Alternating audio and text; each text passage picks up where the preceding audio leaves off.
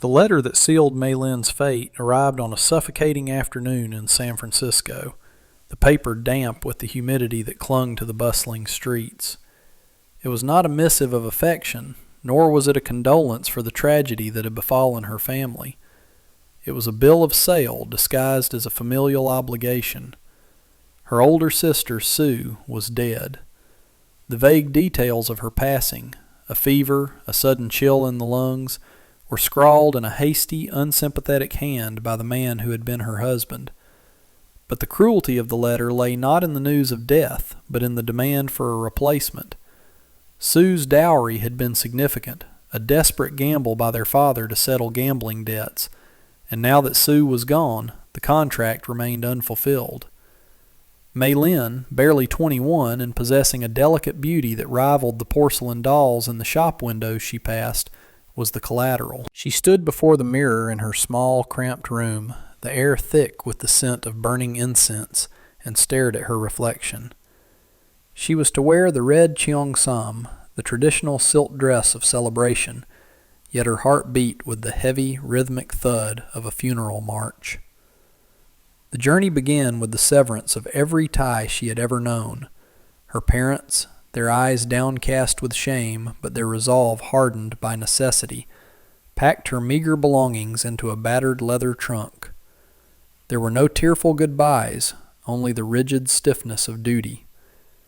As she boarded the train that would take her east, toward the unforgiving expanse of the interior territories, Maylin felt a phantom pain in her chest, as if a cord connecting her to her soul had been severed. The landscape outside the window shifted from the gray fog of the coast to the endless, undulating gold of the plains, and finally to the stark, jagged red rocks of the high desert. It was the height of summer, and the heat was a physical weight, pressing against the glass, warping the air until the horizon danced and shimmered. She sat perfectly still, her spine straight, her hands folded in her lap, a solitary figure of crimson silk amidst a sea of rough wool and dusty denim. She was traveling to a place called Coal Creek, a mining settlement carved into the side of a desolate mountain, to marry a man she had never met, a man whose name, Reginald Halloway, tasted like ash on her tongue.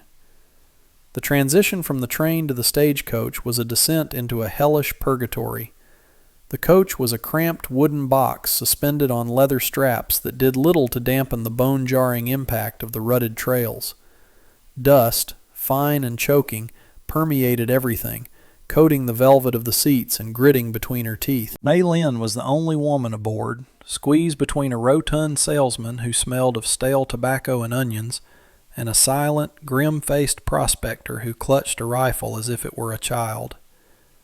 The heat inside the coach was stifling, turning the interior into a convection oven.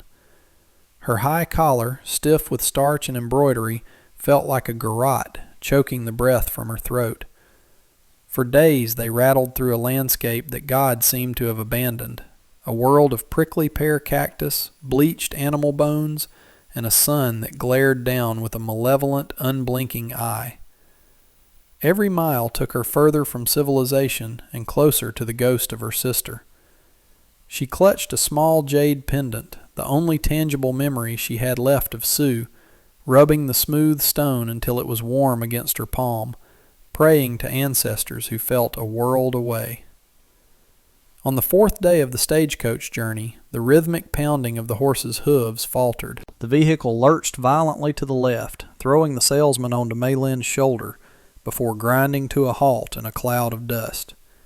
They were miles from the nearest way station, stranded in a narrow canyon where the rock walls rose like the sides of a tomb. The driver, a coarse man with a face ravaged by drink and sun, climbed down, cursing loudly as he inspected the wheel. It was cracked, he announced, spitting into the dirt. They would be stuck there for hours, perhaps until nightfall, waiting for a repair or a passing miracle. The tension among the passengers shifted from annoyance to a predatory unease. The salesman's eyes, previously glassy with boredom, now roamed over Maylin with an unsettling intensity. In the cramped confinement of the coach, she had been a curiosity.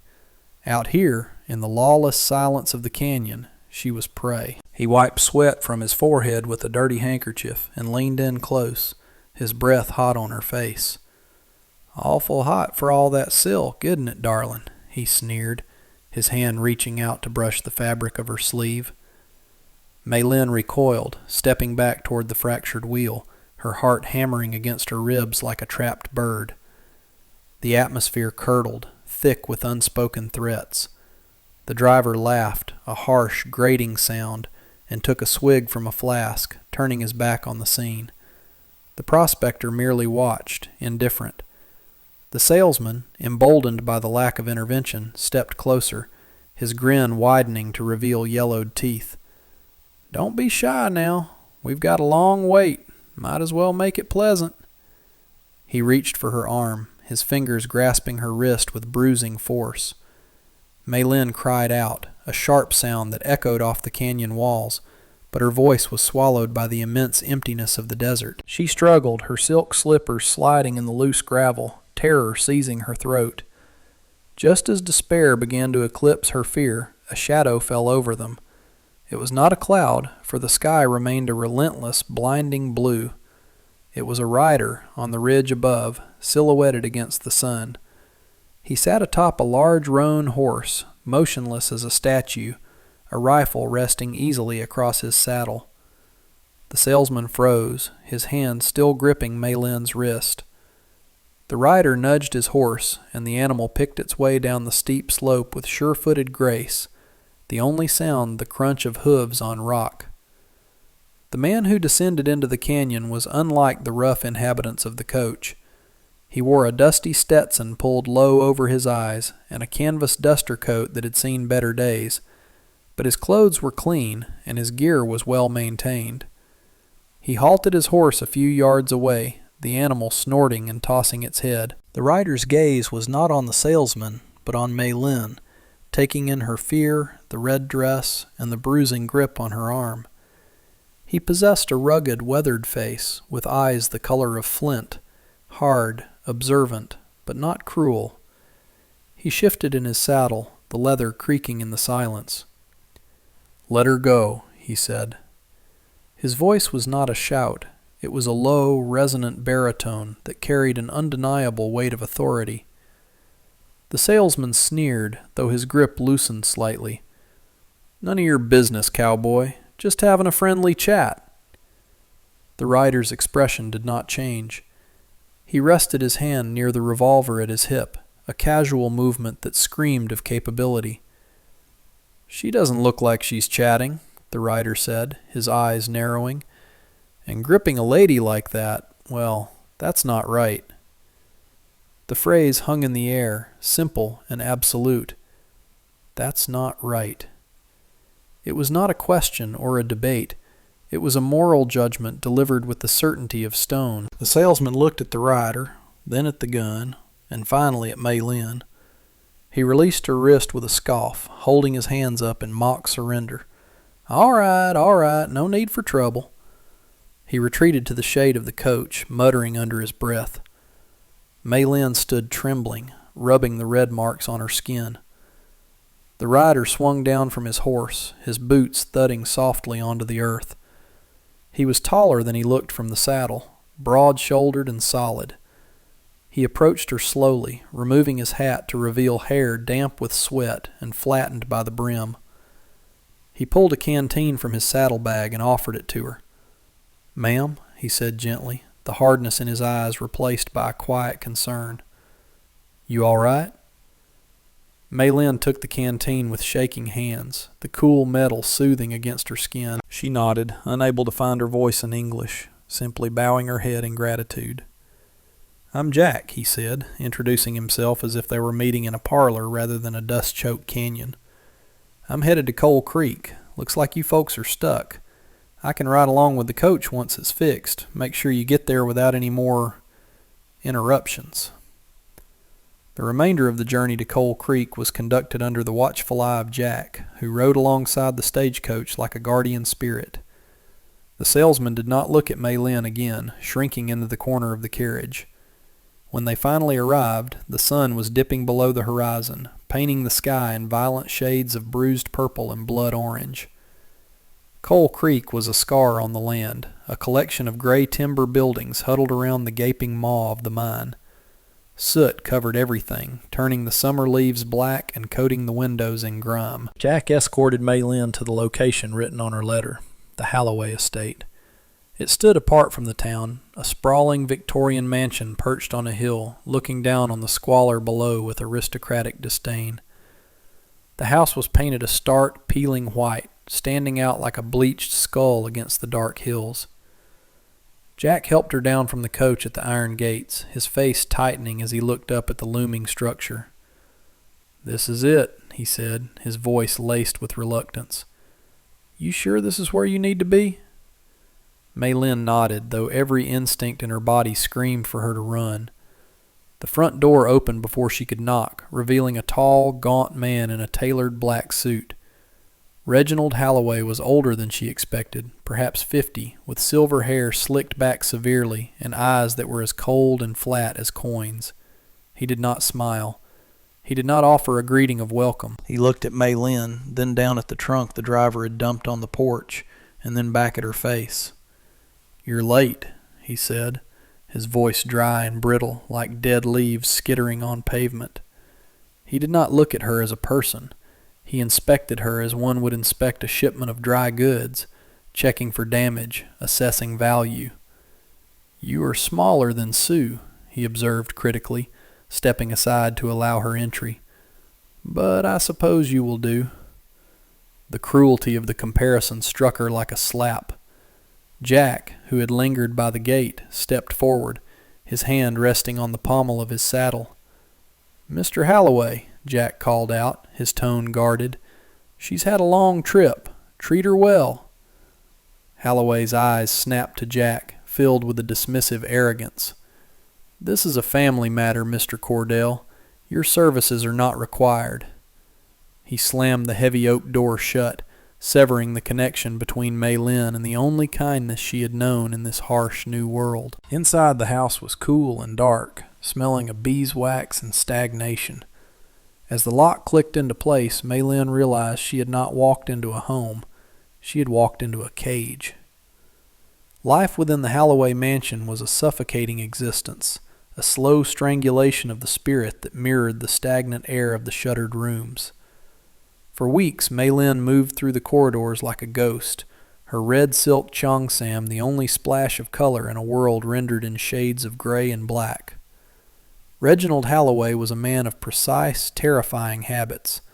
He demanded absolute silence during his evening meals, the only sound the scraping of silver against china and the rhythmic ticking of a grandfather clock that stood in the hall like a sentinel. He did not speak of affection or marriage. Instead, he spoke of efficiency and obedience, treating Maylin as a replacement fixture for a broken appliance. He forbade her from leaving the grounds, claiming the town was too dangerous for a woman of her foreign sensibilities. But the steel in his voice suggested he was more concerned with what she might say than what might happen to her. At night, she was locked in a guest room, the key turning in the mechanism with a finality that echoed in her bones. Sleep was fitful, haunted by the oppressive atmosphere of the house, which seemed to groan and whisper with the secrets of the past. She began to notice the way the few servants, a deaf cook and a terrified maid, avoided her gaze, scurrying away whenever she entered a room, their fear palpable and contagious. Driven by a growing sense of unease and the phantom presence of her sister, Maylin began to explore the forbidden wings of the house during the hours Halloway spent at the mine. It was a perilous game of cat and mouse.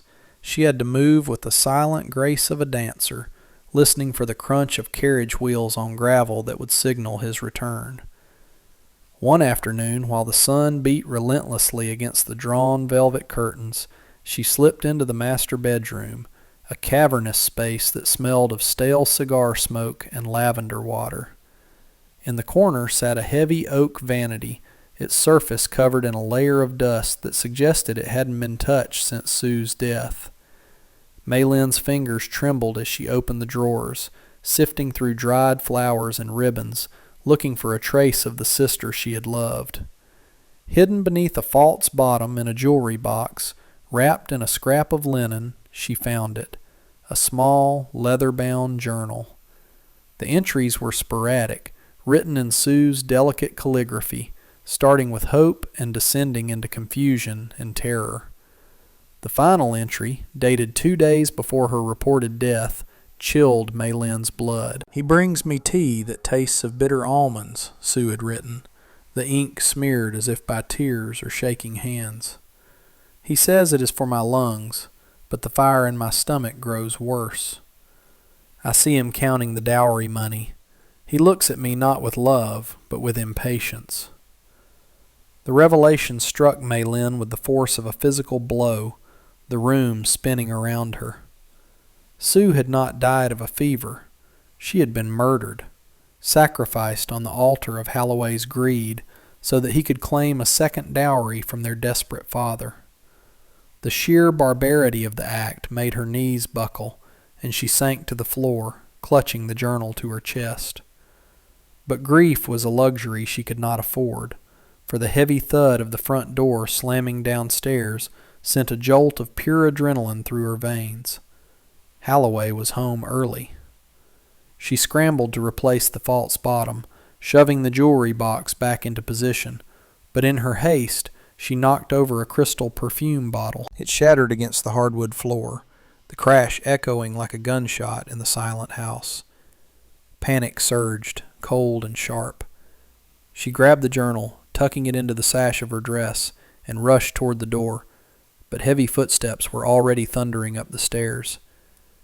The door swung open, framing Halloway in the hallway light. His face was flushed with heat and rage, his eyes scanning the room before landing on the shattered glass and then on Maylin's terrified face. The mask of the grieving widower slipped entirely, revealing the predator beneath. "Snooping," Halloway hissed, stepping into the room and closing the door behind him. The sound of the latch clicking shut was deafening. Just like her. Always asking questions, always looking where she didn't belong. He advanced on her, his movements jerky and aggressive. Maylin backed away until her legs hit the edge of the vanity, trapping her. "I found her journal," she said, her voice shaking but defiant, switching to broken English to ensure he understood. "You killed her. You poisoned her." Halloway paused, a cruel smile spreading across his face. He did not deny it. He seemed amused by her accusation. "And who will believe you?" he sneered, loosening his cravat. "A foreign girl who barely speaks the language? The sheriff plays cards with me every Tuesday. You are nothing here, just another investment." He lunged for her, his hand tangling in her dark hair, yanking her head back. Maylin screamed, scratching at his face, her nails drawing blood, but he was stronger, fueled by a maniacal fury. He dragged her toward the balcony doors, muttering about how tragic it would be if the grief-stricken sister threw herself from the window.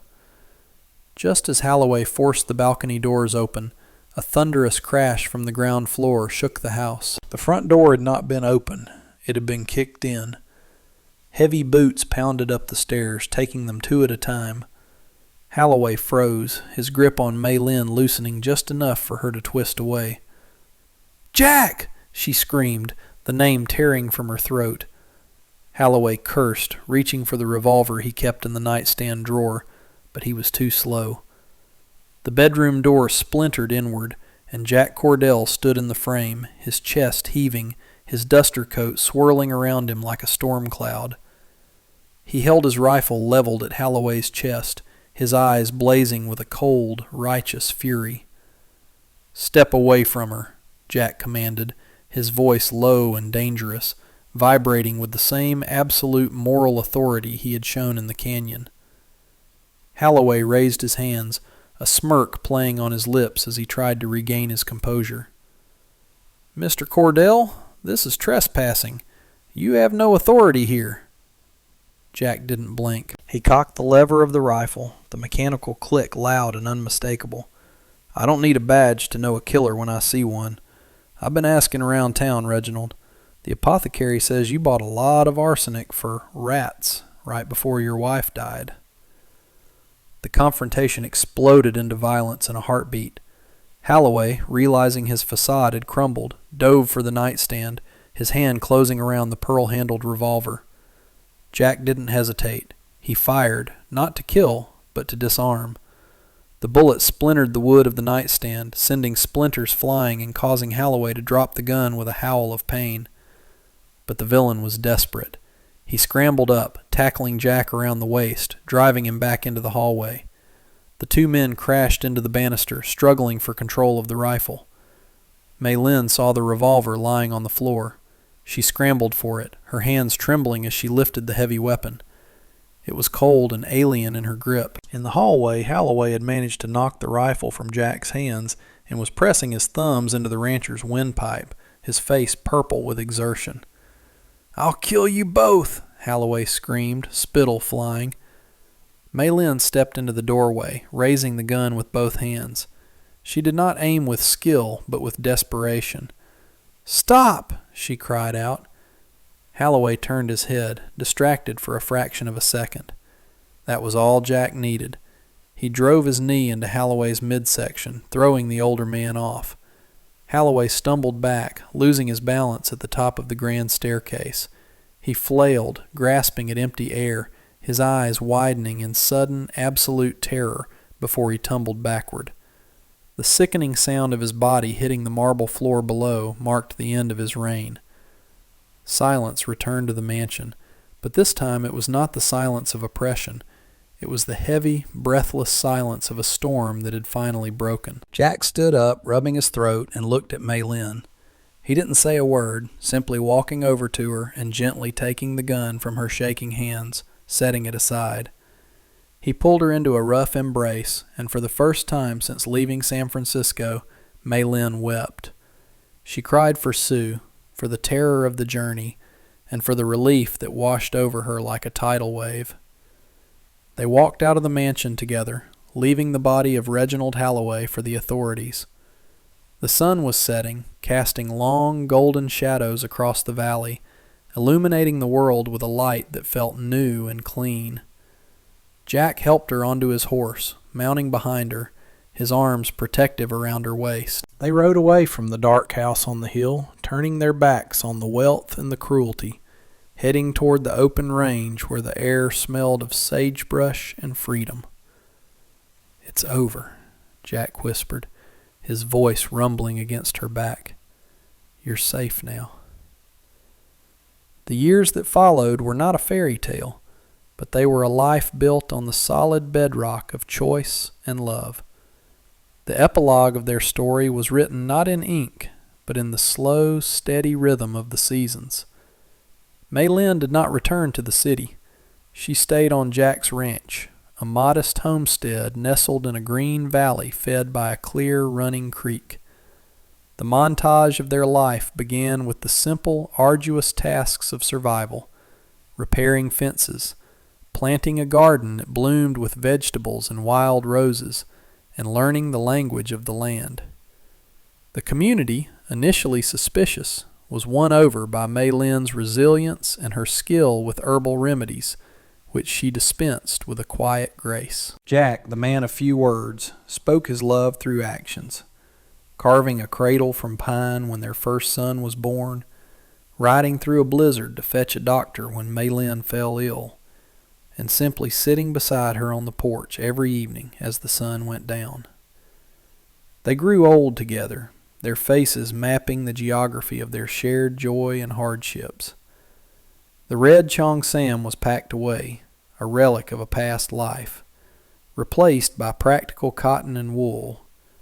But on their anniversaries, Jack would bring her a wild poppy, bright red and resilient, a reminder of the day he found her in the canyon. The final image was of two figures, silver-haired and stooped, sitting in rocking chairs as autumn leaves fell around them, their hands clasped tight, watching their grandchildren play in the fields below. A testament to a journey that began with tragedy and ended in a majestic, hard-won peace.